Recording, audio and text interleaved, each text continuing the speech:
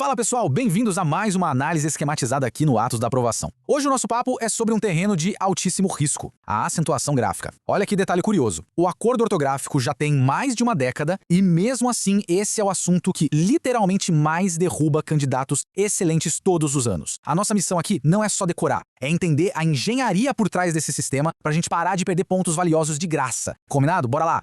Para começar, vamos direto ao ponto com uma pegadinha clássica. Qual é a real diferença de acentuação entre ideia e papéis? Essa é uma armadilha real que pega muita gente desprevenida. E por que pega? Porque muita gente estuda por material desatualizado e cai feito um patinho numa questão exatamente como essa. Por que uma palavra perdeu o acento e a outra manteve intacto? Bom, é exatamente essa lógica que a gente vai destrinchar agora. E esse é o nosso plano de batalha de hoje, o desafio da acentuação, a lógica da sílaba tônica, o acento diferencial pós-2009, ditongos e atos tônicos, as pegadinhas das bancas e, claro, uma revisão e fixação no final.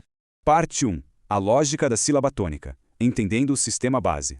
Pessoal, a regra base da nossa língua é lindamente simétrica. É como um quebra-cabeça perfeito. Repararam nas oxítonas ali na primeira coluna? Elas têm a última sílaba forte e levam acento quando terminam em a, e, o, em ou ens. É o caso dos clássicos café, cipó, também. Agora, o pulo do gato está nas paroxítonas, no meio. Elas são a esmagadora maioria das palavras da nossa língua. Como elas são o padrão, a lógica de acentuação é exatamente a inversa. Elas só recebem o acento quando não terminam naquele padrão ali das oxítonas. É por isso que a gente é obrigado a acentuar exceções como fácil, tórax, álbum, mas deixa palavras comuns como casa ou mesa quietinhas, sem acento. E as proparoxítonas? Bom, essa é a regra mais blindada de todas, zero exceções, todas são acentuadas. Como em médico, lâmpada, sílaba.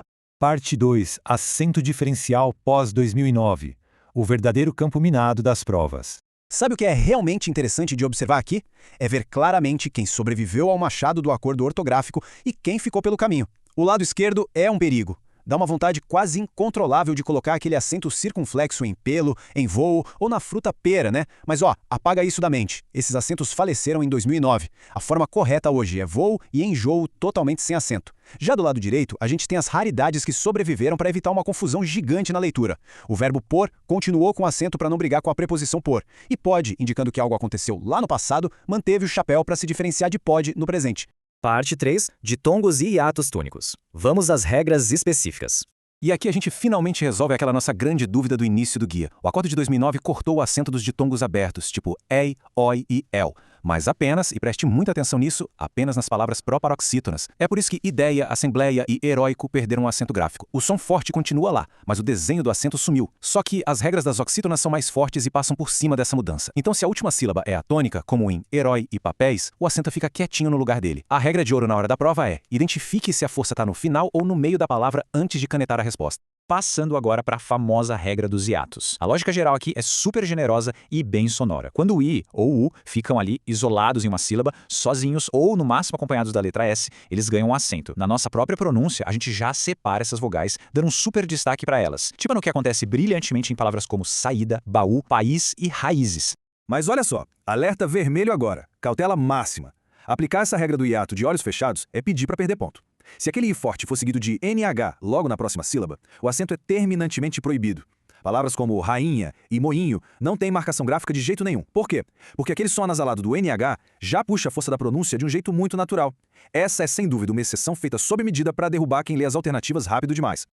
E tem uma segunda exceção aos hiatos que a reforma ortográfica trouxe e que a gente não pode esquecer. Se o i ou o u vierem logo de carona depois de um ditongo, dentro de uma palavra paroxítona, adivinha? O acento também é cancelado. Foi assim que feiura e baiuca perderam o acento. A lógica do sistema é bem esperta. O ditongo que vem antes já serve como um alarme sonoro alto o suficiente para mostrar qual é a sílaba tônica. Parte 4. Pegadinhas das bancas. É hora de blindar a sua nota. Gente, o grande diferencial de quem passa é notar esses detalhes minúsculos. Pegue os verbos ter e vir. A única diferença gráfica entre o sujeito no singular e o sujeito no plural é um acento circunflexo super discreto.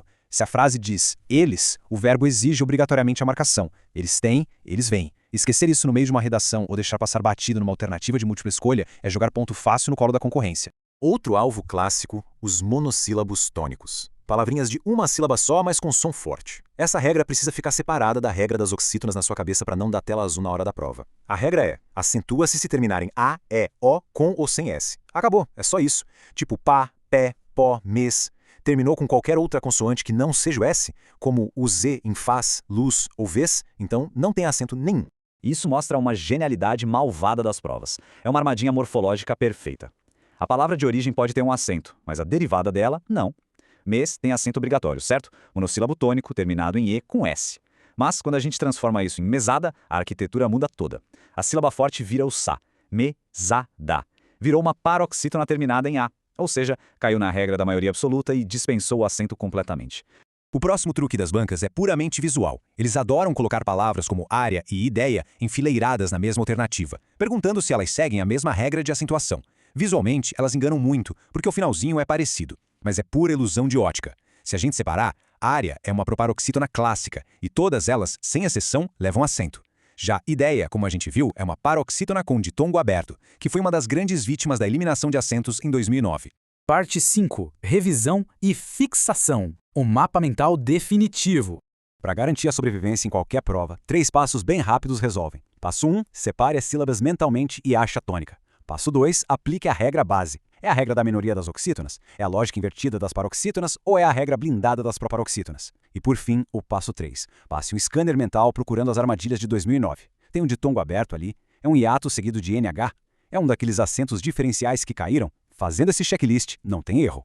Vamos testar isso na prática rapidinho? Pense na frase, o voo atrasou. Se por acaso você olhou para esse circunflexo e achou que a grafia está correta, caiu na armadilha. A regra antiga realmente adorava colocar um chapéu nesse ato o, mas hoje isso é estritamente proibido. A grafia moderna é voo, limpa, lisa e sem nenhuma sinalização. Uma última checagem pra gente reter de vez a lógica dos ditongos. Porque herói manteve o acento, mas heróico perdeu. A resposta matadora que garante o seu ponto é: a regra das oxítonas protege herói, porque a força está na última sílaba. Já em heróico, a força foi parar na penúltima sílaba e aí ela virou uma paroxítona. E as paroxítonas, como a gente sabe, foram varridas pela reforma ortográfica e perderam esse acento gráfico. E o nosso mapeamento tático está concluído. Mas lembre-se, o que forja a segurança absoluta na hora da prova é o treino consistente. Um material de apoio completo, cheio de baterias de exercícios, usando exatamente essa perspectiva esquematizada, está disponível aqui no link da descrição e no comentário fixado. Eu recomendo demais resolver essas questões para blindar de vez esse conhecimento. Se essa análise ajudou na sua preparação, deixa seu like, se inscreve no WhatsApp da aprovação e ativa o sininho para acompanhar os próximos guias. A aprovação não cai do céu num golpe de sorte. Ela é construída quando a gente domina a engenharia do nosso idioma. O que me deixa com uma reflexão final para a gente pensar. Se o Acordo de 2009 foi criado para tentar simplificar e unificar a nossa língua, será que essas exceções todas não acabaram criando armadilhas ainda mais complexas para os estudantes? Fica a reflexão. Um abraço e até a próxima análise.